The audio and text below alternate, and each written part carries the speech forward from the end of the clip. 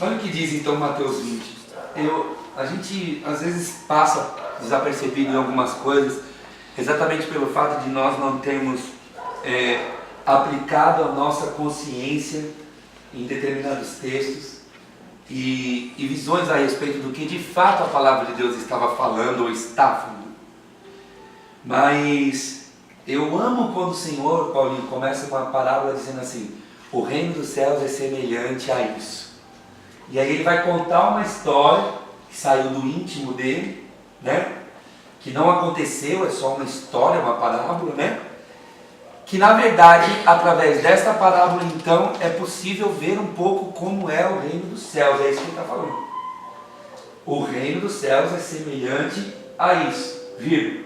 E começa a contar. Então o que ele está querendo dizer? Que tudo que ele vai contar a partir dessa vírgula, a história que ele vai contar, explica um pouco a respeito do reino dos céus. E eu creio que todo cristão, ou toda pessoa que procura o Evangelho, ela deve procurar o Evangelho por conta desse tema, o reino dos céus.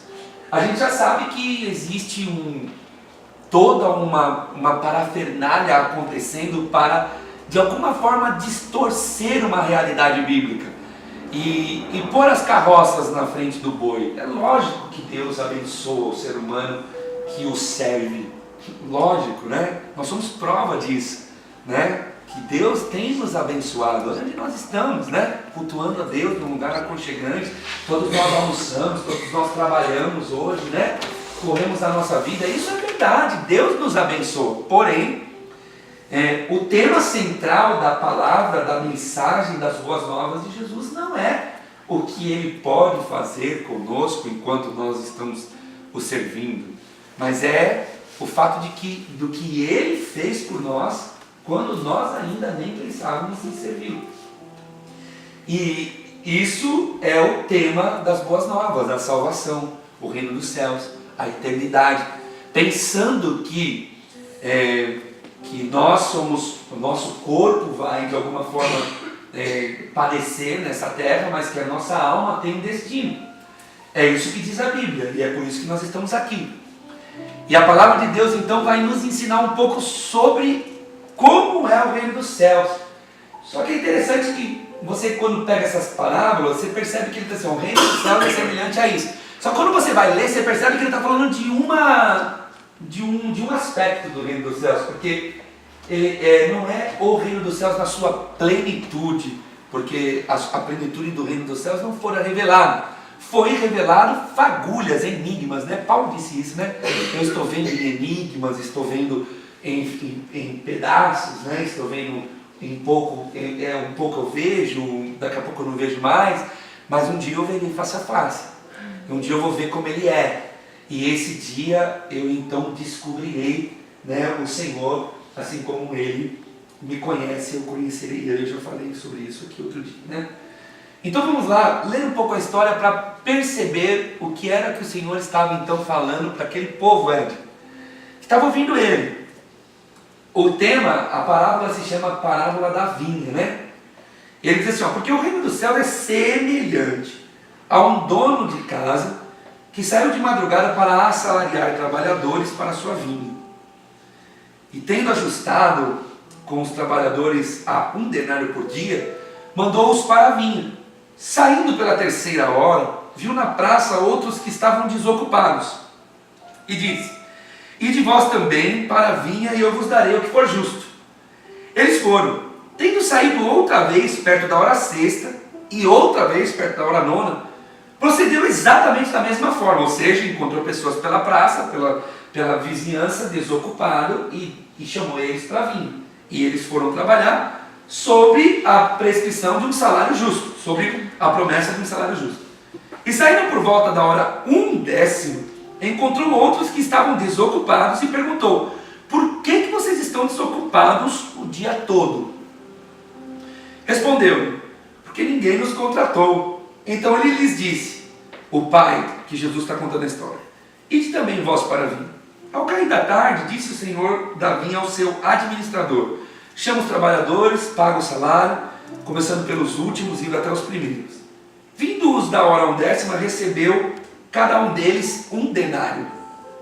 Ao chegarem os primeiros, pensaram que receberiam mais.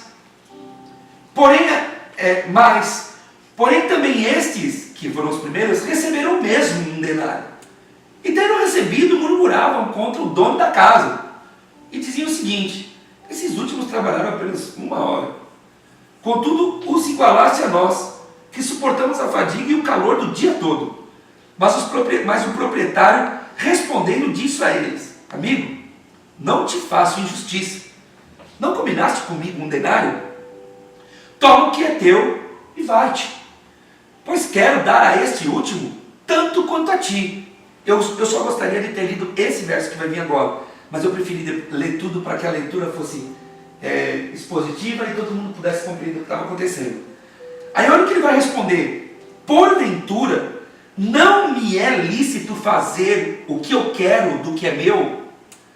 Ou são maus os teus olhos porque eu sou bom? Assim, os últimos serão os primeiros, e os primeiros serão os últimos, porque muitos são chamados e poucos são escolhidos.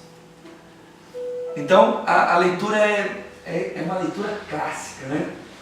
Quem gosta de ler a palavra de Deus, passa pela parábola da vinha, mas às vezes não para perceber algumas coisas. Eu queria começar essa explanação, que eu não quero me demorar muito, porque nós cantamos bastante hoje a Deus, né? Mas o que tem me feito criar uma percepção saudável, penso eu, e maravilhosa na maioria a respeito de Deus, é quando eu vou à palavra de Deus e começo a compreender alguns aspectos, e esses aspectos começam a destruir aquilo que na minha cabeça estava tão construído, tão perfeito como quem era Deus, o que Ele fazia e como Ele fazia. E por esses dias eu tenho me aplicado a pensar um pouco sobre isso. Por quê? Porque eu tenho conversado com pessoas como pastor, aconselhado pessoas. Eu falava isso ontem para um garoto na igreja que veio me questionar a respeito da existência de Deus, e a pergunta que ele fez é a pergunta clássica das faculdades, né, e das escolas: se Deus existe, por que tanta maldade? Né? Essa é a pergunta clássica dos estudantes. Se Deus existe, por que tanta maldade? E eu comecei a explicar para ele que, na verdade, quando alguém se diz: olha, eu sou ateu, não creio em Deus, mas se Deus é bom, por que tanta maldade? Quer dizer, na verdade, essa pessoa diz que não crê em Deus, mas conhece que Deus é bom e relativiza ele com toda a maldade e diz: se Deus é bom, por que tanto mal? Não, mas eu não creio, eu só estou falando que se existe um Deus que é bom, por que tanta maldade? E é exatamente pela consciência que a nossa nação, que a nossa cultura mística, porque nós, brasileiros, nós temos uma cultura mística, nós nascemos no misticismo.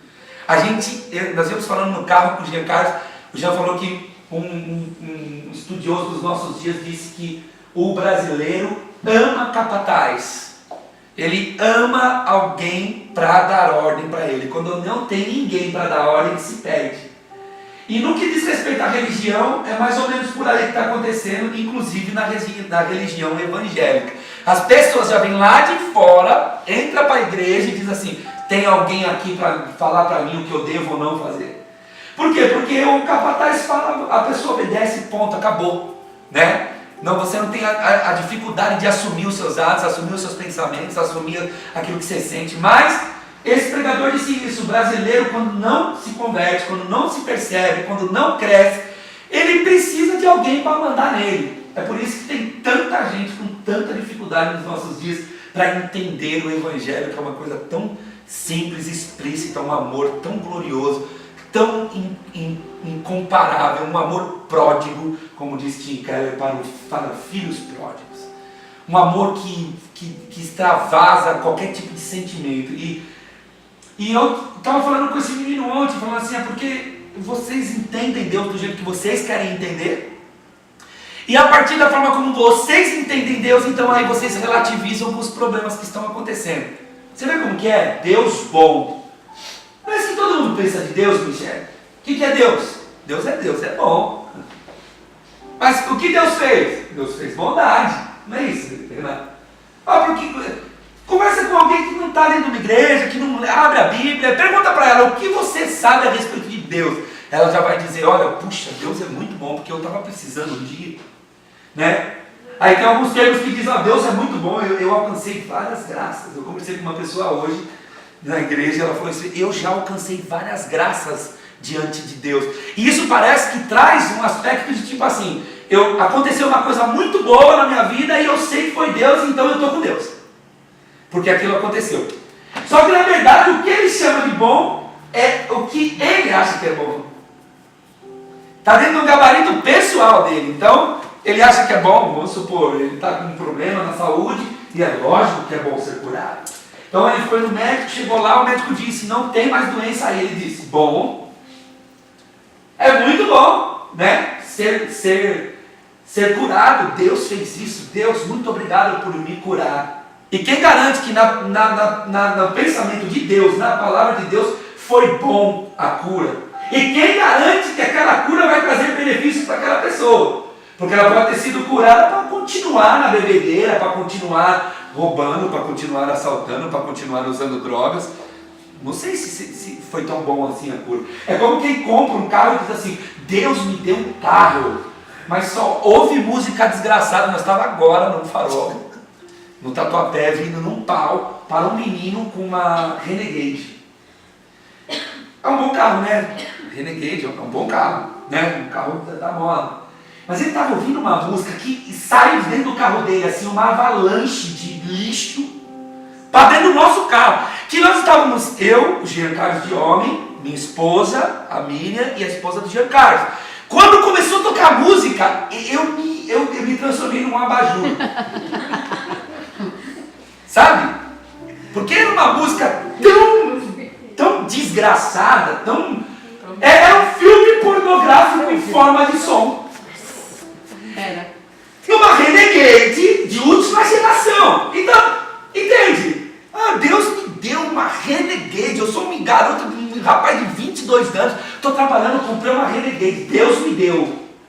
Mas o que eu estou falando que Deus me deu é para sair por aí espalhando esse monte de lixo. O que eu estou querendo dizer é o seguinte. É que afirmar que Deus é bom a partir daquilo que a gente pensa é delicado. Porque Deus não somos nós, ou somos? Nós somos Deus. Então eu não posso dizer assim, eu estava com uma doença, fui curado, Deus foi muito bom comigo. Porque eu estou achando que esse treco foi bom. Tem um rei na Bíblia chamado Ezequias que pediu anos a mais para viver, e segundo os estudiosos foram os piores 15 anos da vida dele. Ele deveria ter morrido, e do reino de Deus estava tudo beleza. Estava melhor ter ido, né? Aí o menino falou, mas por que criança morre? Eu falei, cara, não entra nesse assunto.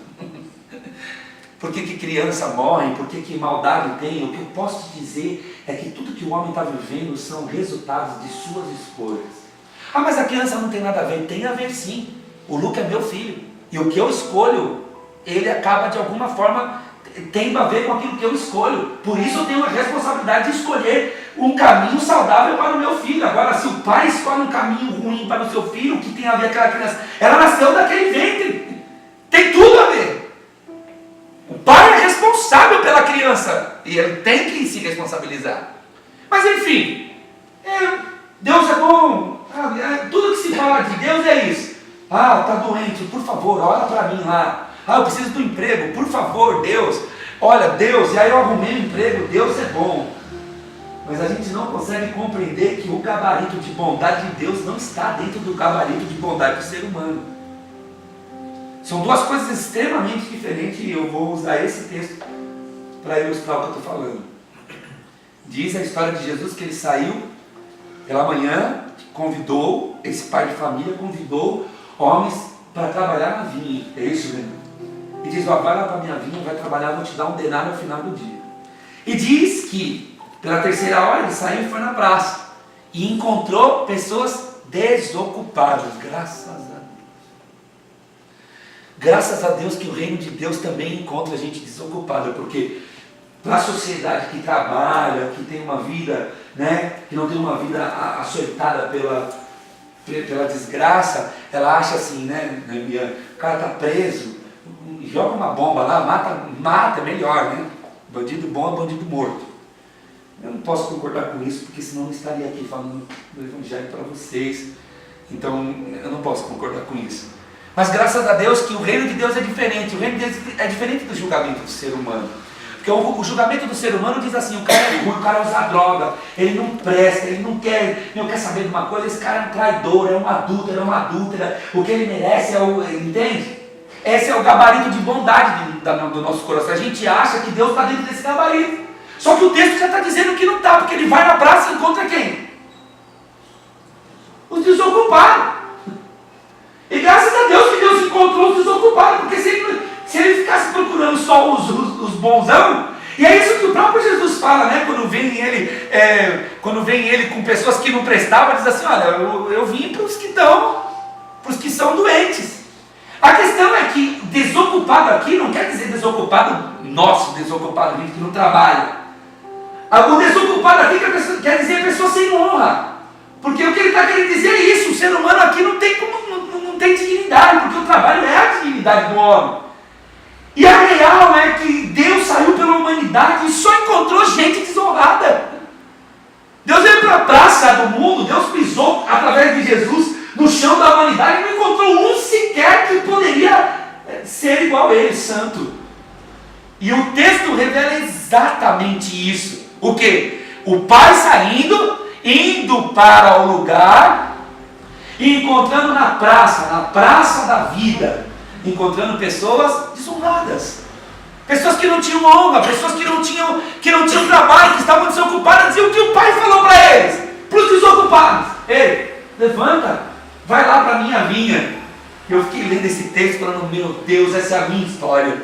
Deus me encontrou assim, sem honra, desocupado, sem nenhum tipo de possibilidade de honra. Não foi, Paulinho? Deus encontrou a gente assim, Paulinho. Esse dia eu lembrei daquele dia que nós estávamos sentados na roda de Tatala, Paulinho, 20 anos atrás, sentado na roda de Tatala. Eu comecei a falar para o Paulinho, para mim acabou. E ele falou: acabou, Douglas, você está falando, você é louco? E nós tínhamos ido lá para fazer besteira, né? Aí ele falou: acabou, Paulo? Como assim acabou? Eu falei: para mim acabou, Paulo, eu quero muito ir para a igreja. Aí ele disse: eu também, cara. Eu falei: eu olhei para ele, mano. Paulinho, mano, sou teu amigo, não sabia disso. E ele disse: meu pai é pastor, Duda. Cara, eu sei o que acontece. Naquele dia, nós quase não acendemos, nós só acendemos porque era muito viciado.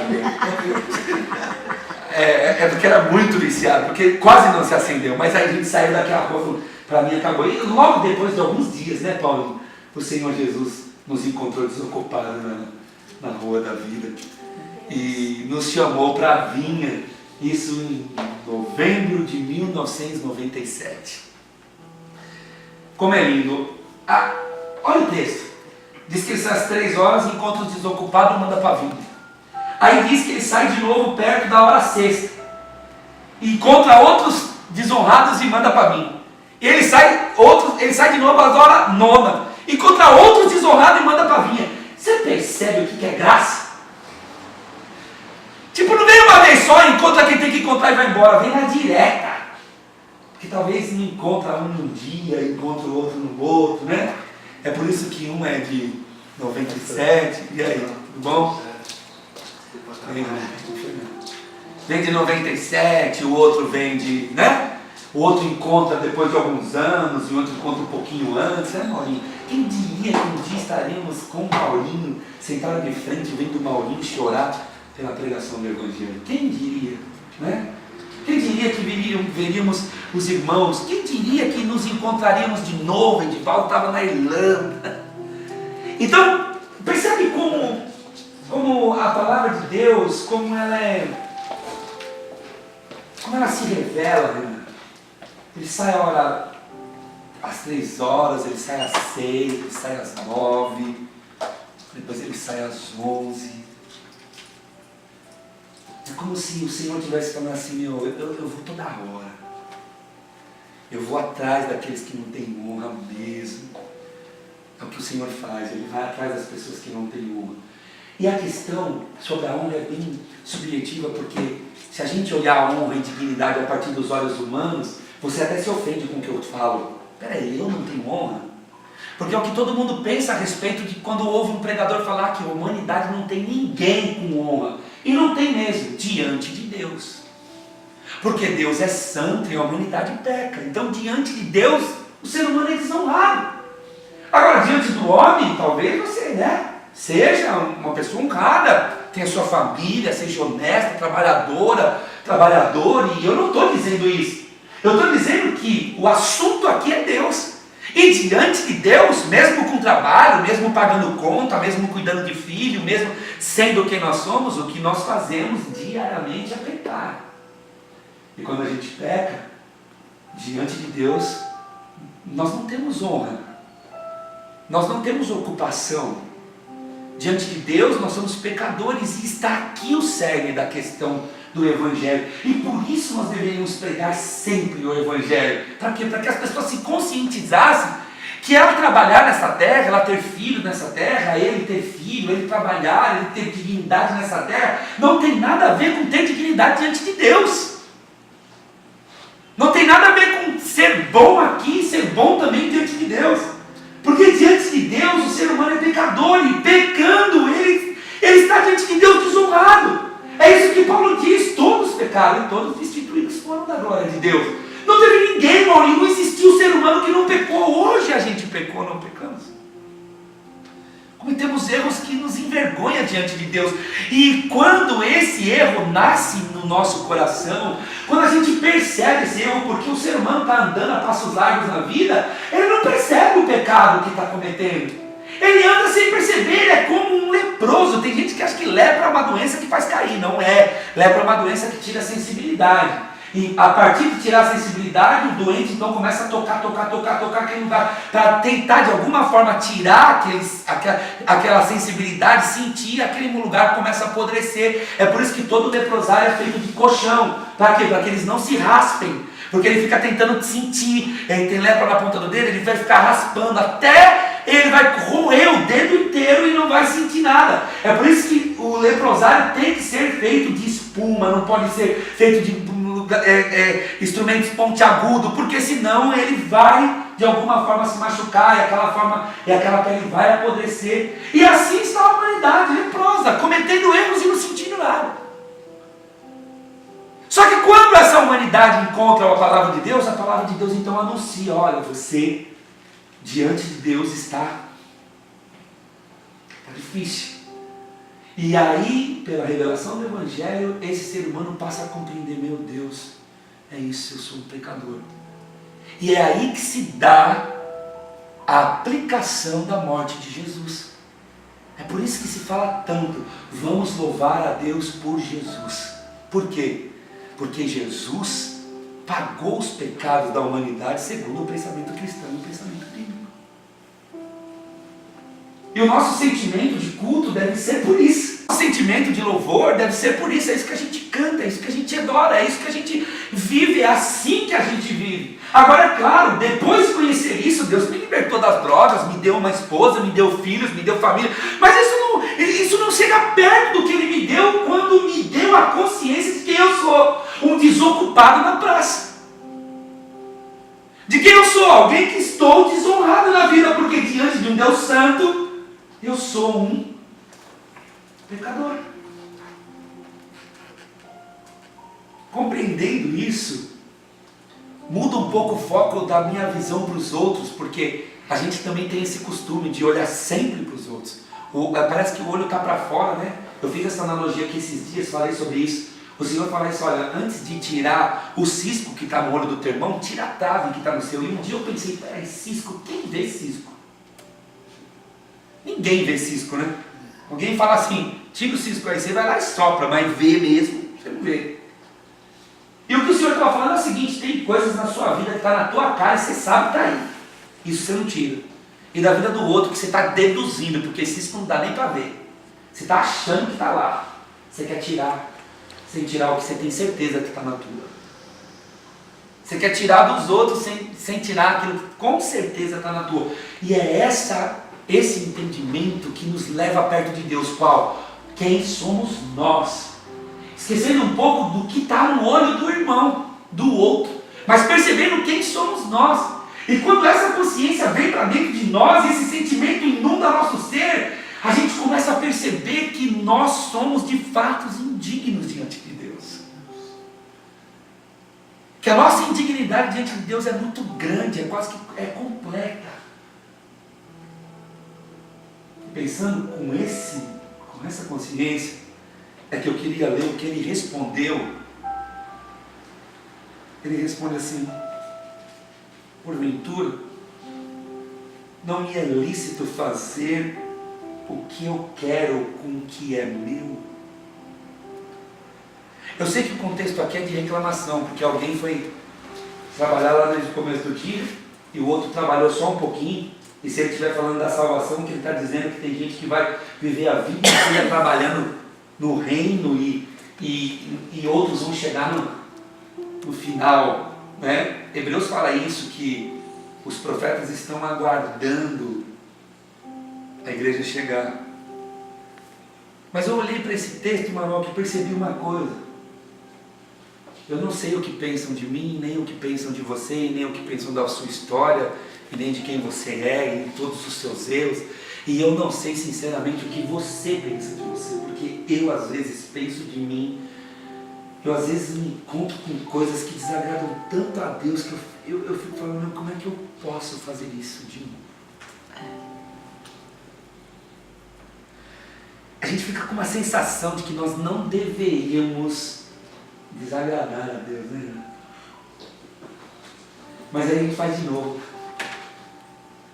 E essa sensação, Maurinho, às vezes é aquela guerra que um dia nós conversamos, é a guerra de entender que eu sou o Senhor me mandou para a vinha, mas o que eu sou é o desocupado da praça. Eu estou na vinha hoje, mas se a vinha acabar, o que eu sou? O que estava na praça. O que eu sou? Eu sou o que não tem honra diante de Deus, é isso que eu sou. Eu lendo esse texto ontem à noite, eu fiquei assim, eu fui tão ministrado quando eu ouvi assim ele dizendo: porventura eu não posso fazer do que é meu, o que eu quiser. E naquele momento eu vi uma voz explicando, eu estou falando uma voz não audível, mas uma voz de consciência, me explicando o seguinte: se eu quiser dar para você o meu reino, se eu quiser que você seja meu filho e seja salvo, não importa o que você pensa de você, não importa o que você acha, porque às vezes a gente acha isso de nós, não dá, mas aí vem a palavra e diz o seguinte: eu não posso fazer o que eu quiser do que é meu, eu posso, então eu vou dar para você, mas eu não mereço, Senhor. Mas eu não mereço, Senhor. Mas não é meu. Não é meu. O que eu estou te dando não é meu. Então eu não estou perguntando se você merece. Eu estou perguntando se você estava desocupado, se você foi na última hora, se você foi na hora 10ª, se você foi na hora 6ª, se você foi na hora 9ª. Eu não estou perguntando se você foi na primeira. Eu estou falando que o que eu estou entregando é meu. E eu estou dando para você. E eu estou dando de graça. Eu não quero que você pague nada por isso. Na verdade, eu vou te pagar. Eu vou lhe dar. Foi isso que o Senhor fez em Jesus Cristo. Ele deu à humanidade aquilo que é dele. E ainda que a gente tenha toda a consciência de nosso mal, do nosso pecado, o pecado que antecedeu o culto, o pecado que antecedeu a nossa vida aqui, o pecado que antecedeu horas do culto, coisas que nós fizemos que diante de Deus nos torna pessoas indignas. A resposta de Deus pelo Evangelho é a seguinte: não é meu, eu dou para você. Não adianta você murmurar e ninguém dizer: olha, você não pode, porque só pode dizer que não pode quem é dono. E o dono chamou e disse: eu vou te dar. Eu tratei com você, eu vou lhe dar. Foi como se esse texto virasse de ponta cabeça, sabe? E eu me colocasse dentro exatamente daqueles que estão reclamando por ter alguma coisa errada, não com os outros. O caso aqui é com os outros. Mas eu estou falando até de ter alguma coisa errada com nós mesmos. Porque é a isso que a palavra nos leva. A palavra nos leva a conceber, a entender que a perceber dentro de nós que os erros estão em nós. Está em nós. E se nós fôssemos nesse momento murmurar contra Ele e dizer, não tem alguma coisa que está errada, Senhor. O Senhor está me dando uma coisa, mas eu não mereço isso. Porque é o que nós deveríamos fazer. A resposta dele então seria, porventura não posso fazer do que é meu o que eu bem entender? Ou os seus olhos são maus porque eu quero fazer bondade? Qual é a bondade? É dar a desocupados. É dar a desocupados, é dar a desonrados honra. É dar a pessoas que não têm honra diante dele honra. E foi isso que Jesus fez. Jesus nos comprou desocupados e sem honra, e pelo seu sangue nos honrou diante de Deus sem que nós merecêssemos. Meu Deus do céu. Quem aqui está que poderia diante de Deus dizer, eu aqui merecia? Eu mereço. Eu sou bom bastante para herdar o reino dos céus. Ele ainda não chegou, mas quando ele chegar, nós compreenderemos que esse sempre foi o tema de Deus com os homens. Obrigado, Senhor. Quando ele vier, e ele vai vir, o reino dos céus, nós então compreenderemos que nós valorizamos coisas que vão virar cinzas. E por muitas vezes não demos razão e nem oportunidade de temas que eram a centralidade da vida. Por isso essa noite, eu gostaria de terminar essa mensagem dizendo algo a você. Você tem consciência de quem você é? Você tem consciência que o teu pecado te desonra diante de Deus? E se fosse para você se julgar, você se julgaria culpado?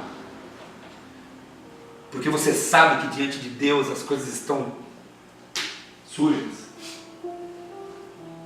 A resposta para esse sentimento é o seguinte: ele disse que fazia do reino dele o que ele queria e dava a quem ele queria.